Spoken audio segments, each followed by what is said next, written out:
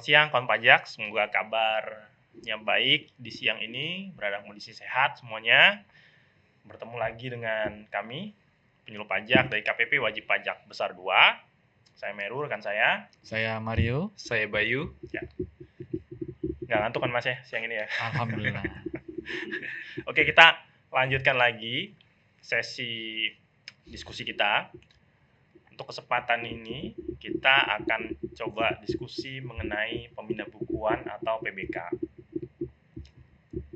Aktivitas atau proses bisnis terkait PBK ini sebenarnya sudah cukup lazim ya. Tuh. Di sebelum-sebelumnya, mungkin kawan pajak juga sudah sangat familiar. Tapi saat ini ada hal-hal yang mungkin perlu disampaikan karena ada perubahan ketentuan ya, yang sebelumnya itu ada PMK 242 2014. Nah, sekarang sudah ada ketentuan PMK 81 2024. Nah, karena PBK merupakan aktivitas yang terkait dengan nilai nominal uang dan tentunya terkait juga dengan pelaksanaan hak dan pemenuhan kewajiban perpajakan, ini juga perlu kita bahas ya. Saya rasa seperti itu. Langsung saja ya, kita mulai kawan pajak. Mungkin Mas Mario dulu ya. Yang pertama, Mas Mario mungkin bisa cerita dulu tentang PBK itu apa. Baik Mas Meru, kawan pajak sekalian, mungkin sudah mendengar istilah PBK ya di PMK 242. Kita jelaskan kembali bahwa PBK atau pemindah bukuan itu merupakan suatu proses memindah bukukan penerimaan pajak. Memindah bukukan penerimaan pajak sehingga dapat dibukukan ke penerimaan pajak yang sesuai.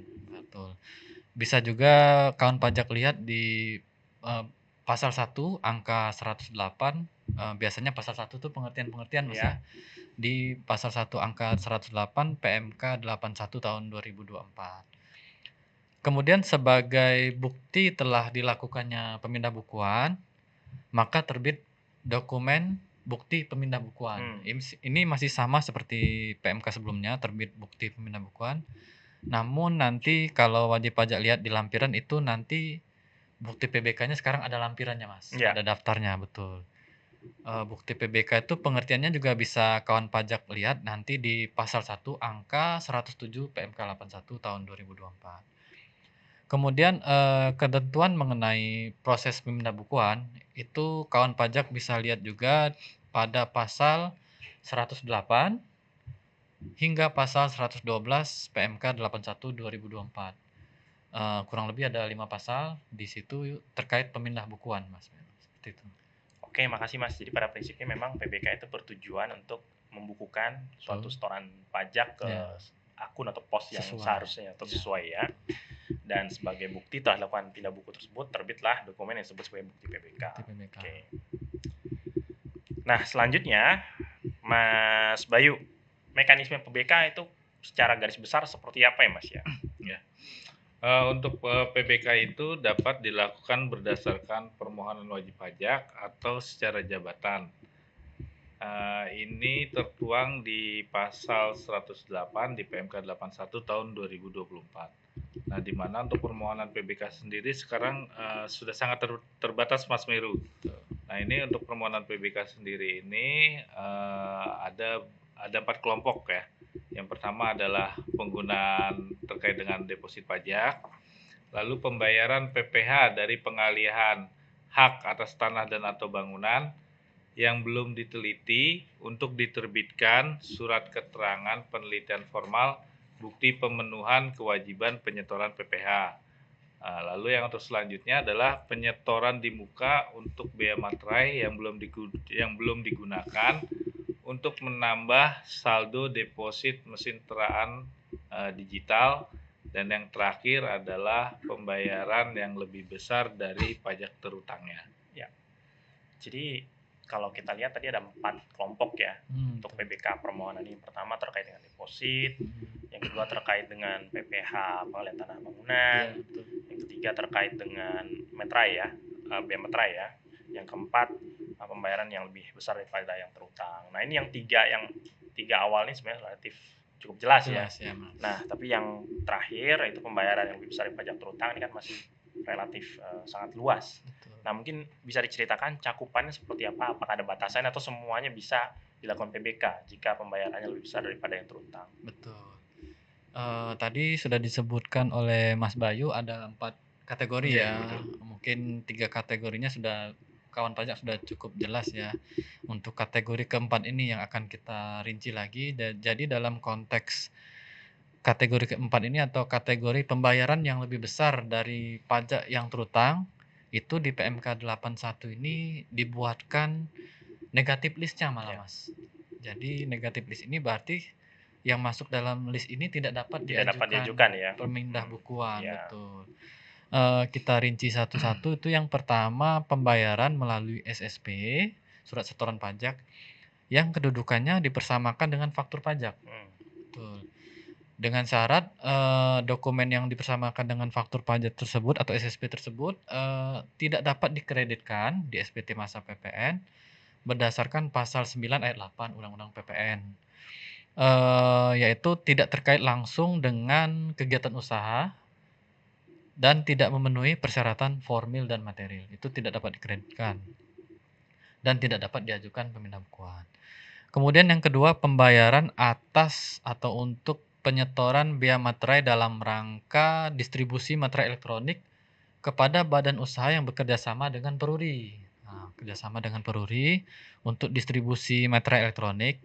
Kemudian yang kedua, penjualan materai tempel yang dilakukan Pos Indonesia. Jadi dia ini terkait pembayaran dengan kerjasama dengan Peruri dan penjualan materai Pos Indonesia. Itu tidak dapat diajukan pemindah bukuan. Selanjutnya, pembayaran yang lebih besar dari pajak yang tidak terutang yaitu pembayaran pajak yang kode billingnya diterbitkan oleh sistem billing di luar sistem DJP, Mas. Sebagai contoh yaitu sistem billing DJBC atau sistem dulu ada sistem dari bank ya, pembuatan billing dari bank.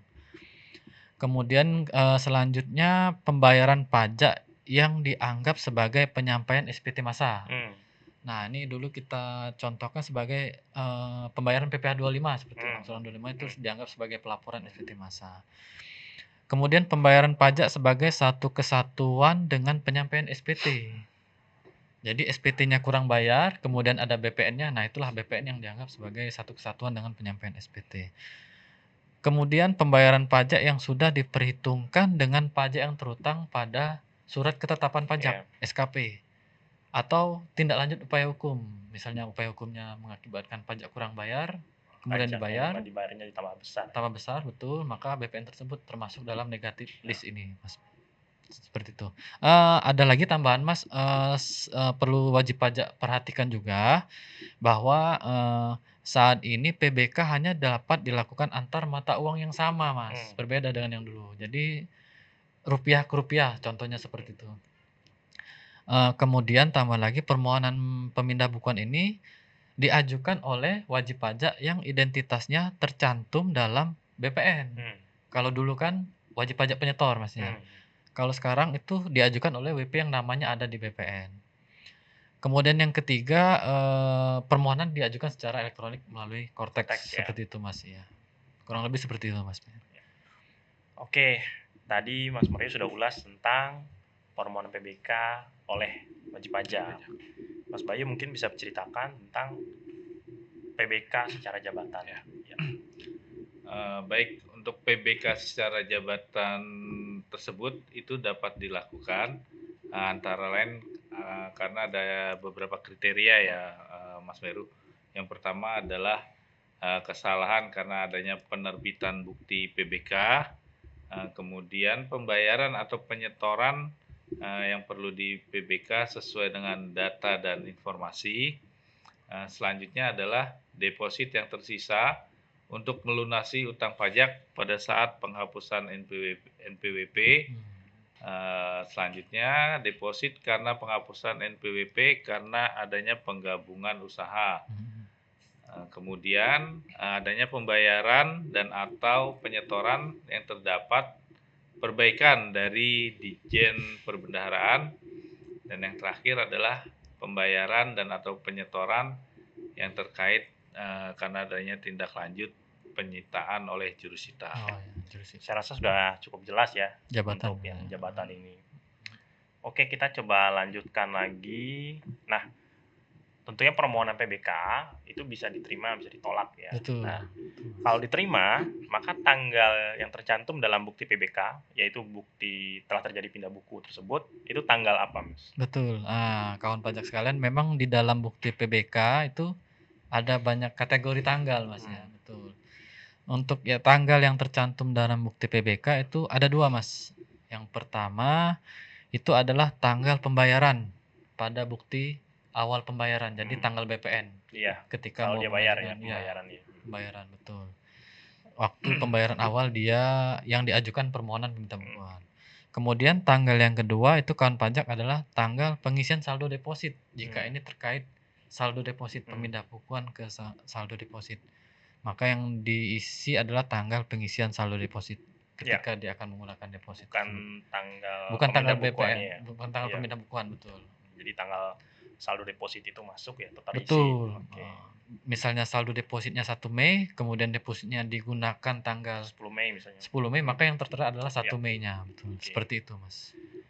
Oke. Baik. Nah, tadi kita sudah sempat singgung di awal ya. Cakupan PBK itu sekarang lebih terbatas jika dibandingkan dengan cakupan sebelumnya, yaitu di ketentuan yang PMK 242 tahun 2014 itu. Nah, karena ruang lingkupnya lebih terbatas, maka bagaimana Mas Bay respon yang dapat dilakukan oleh kawan pajak dalam hal ini?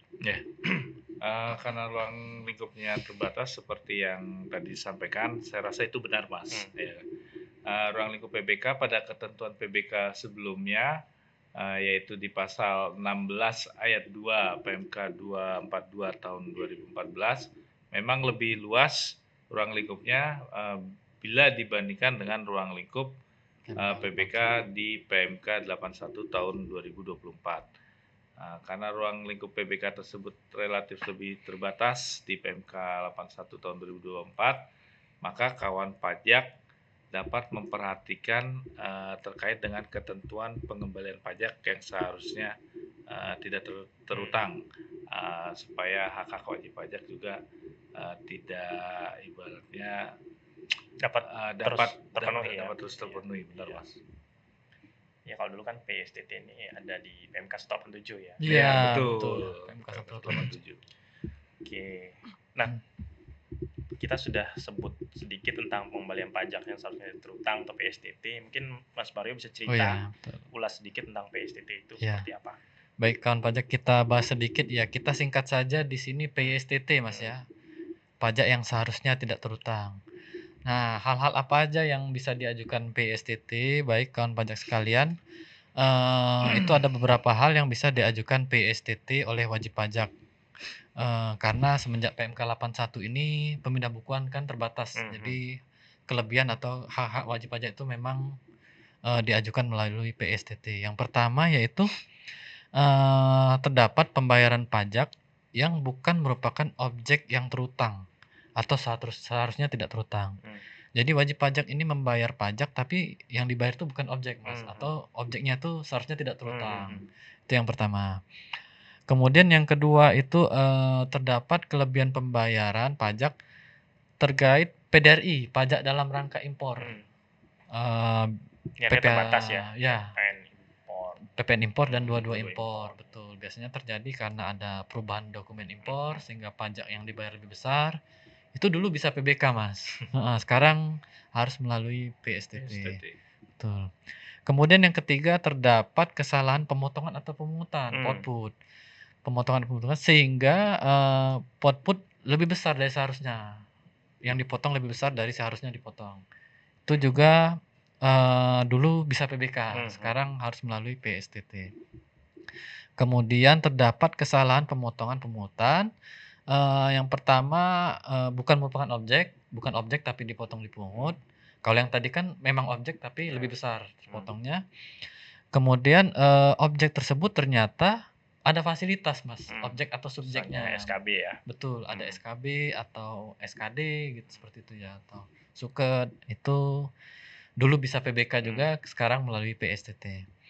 Kemudian terdapat kelebihan pemotongan atau pemungutan terkait penerapan P3B. Ini terkait PPh 26 Hmm. sebenarnya, Mas. Kemudian yang terakhir adalah deposit yang tidak digunakan. Deposit yang masih tersisa tapi WP belum menggunakan. Nah, itu bisa WP ajukan restitusi melalui PYSTT seperti itu, Mas. Wajib pajak juga bisa lihat untuk kategori-kategori ini di pasal mulai dari 100 pasal 122, Mas, Ya. di PMK 81 tahun 2024. Ya. Seperti itu. Mas Bayu mungkin bisa ceritakan dasar hukum PYSTT ini dengan lebih detail. Ya, baik. Untuk dasar hukum terkait dengan pengembalian pajak yang seharusnya tidak terutang itu, kawan pajak dapat memperhatikan di pasal 122 hingga pasal 137 pada PMK 81 tahun 2024. Untuk mengetahui terkait hal-hal detail apa saja yang mengenai PYSTT dan cakupan mana saja yang dalam PBK dalam ketentuan lama di PMK 242 tahun 2014 yang saat ini sudah tidak dapat dilakukan lagi dengan mekanisme PBK. Tapi harus melalui pengembalian pajak seharusnya tidak terutang berdasarkan PMK 81 tahun 2024. Nah, jadi wajib pajak dapat mempertimbangkan untuk dapat menggunakan skema pengembalian pajak seharusnya tidak terutang. Iya. Oke, kita tadi sudah cerita tentang administrasinya, singgung sedikit dasar hukumnya juga ya tentang PBK. Mungkin kita lanjut ke contoh-contoh yang contoh. pernah ada ya. Mungkin Mas Mario dulu bisa Baik, cerita.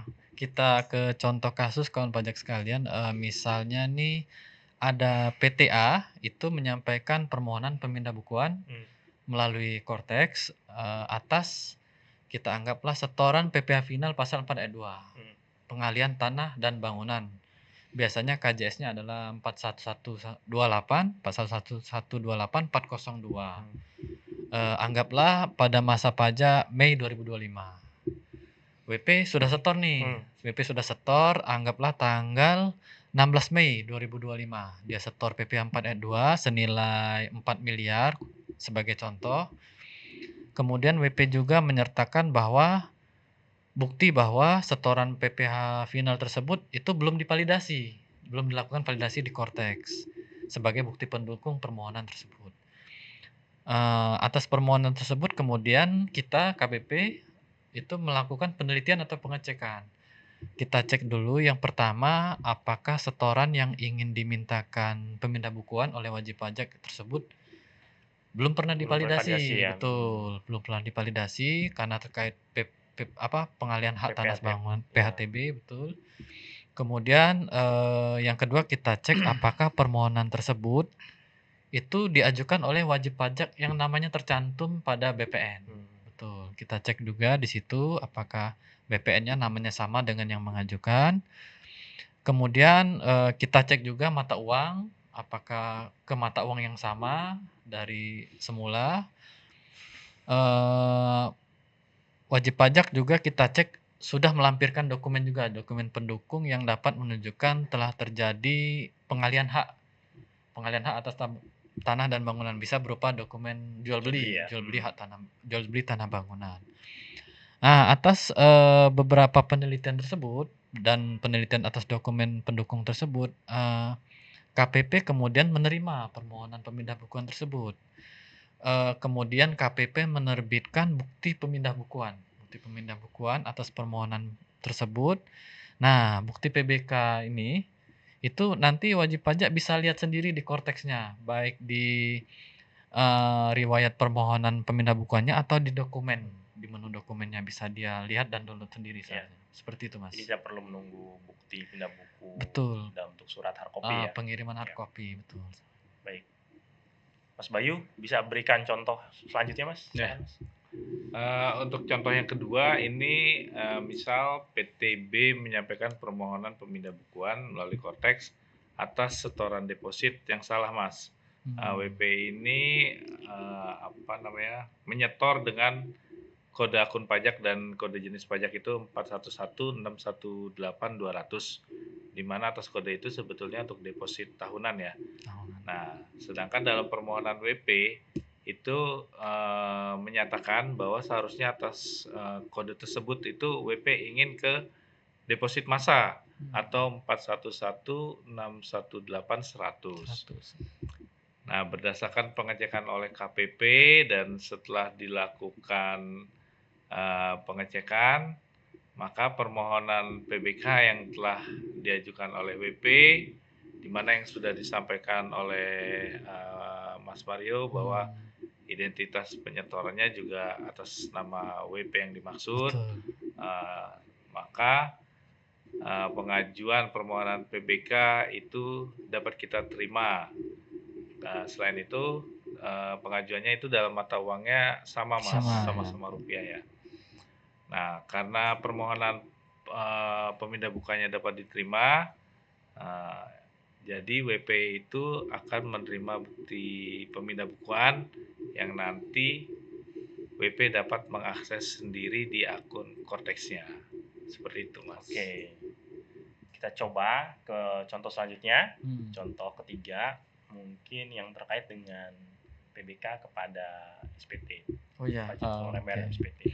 Kita contohkan PTC ya. PTC itu karena terkait SPT ya, itu membuat SPT masa PPh unifikasi. Unifikasi dengan status kurang bayar, dan kurang bayarnya kita anggaplah 1 miliar Mas, 1 miliar. Kemudian PTC juga ternyata punya saldo deposit. Anggaplah saldo depositnya 1,2 miliar. Untuk melakukan pelunasan SPT PPh tersebut, PTC dapat melakukan pemindah bukuan dari saldo depositnya ke pembayaran pajak yang berhutang pada SPT tersebut. Sehingga PTC tidak perlu membuat kode billing dan membayar. Betul, dia cukup menggunakan saldo depositnya. Dalam hal ini maka tanggal pembayaran PPh SPT masa tersebut adalah tanggal saat dia mengisi deposit tadi bukan saat dia melakukan pembayaran SPT melalui deposit pemindah bukuan. Karena proses ini melalui pemindah bukuan, jadi bukan tanggal pemindah bukuannya tapi tanggal depositnya. Kemudian setelah dilakukan pembayaran oleh deposit, maka otomatis SPT terlapor. SPT terlapor dan mendapat BPE. Kemudian seharusnya saldo deposit dari 1,2 miliar seharusnya berkurang menjadi tinggal 200 juta karena 1 miliarnya sudah dipakai. Dan untuk ini pemindah bukuannya khusus Mas. Jadi PBK ini tanpa melalui proses permohonan WP dan kita teliti di KPP. PBK ini akan diproses secara sistem oleh Cortex otomatis, dan wajib pajak bisa melihat bukti PBK-nya di buku besar. Di buku besar nanti ada bukti PBK dari deposit ke 411 tergantung PPh unifikasinya PPh apa. Ya, seperti itu Mas. Oke. Mas Bayu, kita bisa berikan contoh keempat mungkin yang terkait billing dari aplikasi di luar DJP. Baik. Untuk contoh yang keempat ini misal PTD ya, karena tadi kan sudah ABC nih. ABC jadi sekarang D. Itu melakukan impor barang dan dikenai PPN impor dan PPh 22 impor. Ini lalu PTD ini melakukan pembayaran atas pajak-pajak melalui billing dari DJBC dengan total pajak terhutang sebesar 1 miliar. Nah, pada saat akan pelunasan, ini PTD melakukan pembayaran senilai 10 miliar. Sehingga jumlah pembayaran lebih besar dari nilai yang terhutang. Lalu PTD mengajukan PBK atas selisih yang 9 miliar tersebut ke KPP terkait.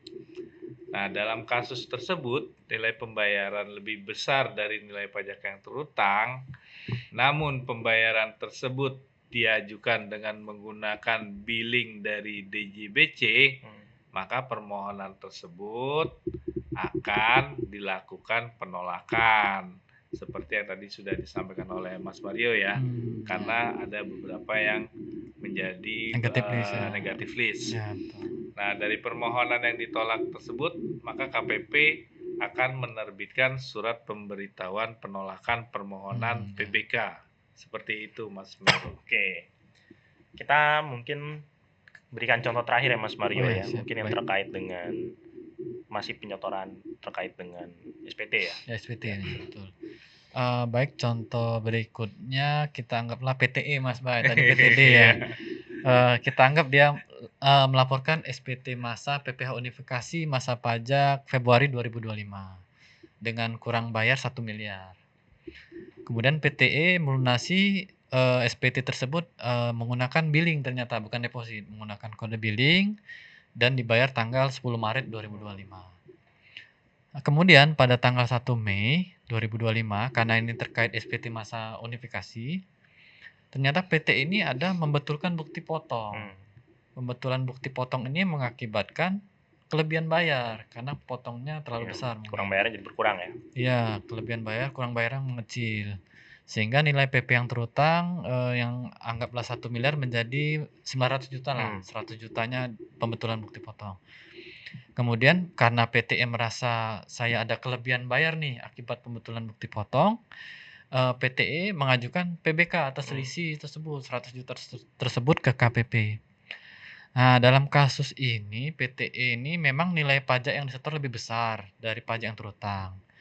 Dan, memang PTE adalah nama yang tercantum dalam BPN, sudah masuk kategorinya dan mata uang yang sama. Secara penelitian masuk. Namun harus kita perhatikan juga bahwa, waktu penyetoran 1 miliar tersebut yang ingin diajukan PBK, itu pembayaran tersebut merupakan satu kesatuan dengan penyampaian SPT. Masuk dalam kategori negatif list yang kita jelaskan sebelumnya. Sehingga permohonan PBK dari PTE tersebut tidak dapat kita terima. Dengan demikian sama seperti Mas Bayu tadi, permohonan tersebut diterbitkan surat pemberitahuan penolakan permohonan pemindah bukuan. Iya, Seperti jadi itu, Mas. kalau diterima terbit PBK, bukti PBK. Iya. Kalau ditolak terbit surat Penolakan. pemberitahuan penolakan. Oke. Mungkin ada informasi-informasi lain terkait PBK yang ingin disampaikan pada kawan pajak, Mas Bayu? Oh iya, kawan pajak. Ini sedikit menceritakan pengalaman kami di lapangan ya, Mas Meru. Ini untuk bukti PBK yang telah terbit sebelum 1 Januari 2025 melalui aplikasi sebelum Cortex ya. Ini namun tujuan pemindah bukuannya adalah masa pajak setelah tanggal 31 Desember 2024. Maka bukti PBK tersebut tidak akan tercantum dalam buku besar wajib pajak. Nah, untuk kasus-kasus tersebut, kawan pajak mungkin dapat mempertimbangkan mekanisme pengembalian pajak yang seharusnya tidak terutang kepada KPP untuk dapat memperoleh hak-haknya seperti itu. Jadi untuk bukti PBK yang lompat tahun ya, betul. Tahun dari 2024 ke 2025, mungkin nanti perlu dicek oleh kawan pajak.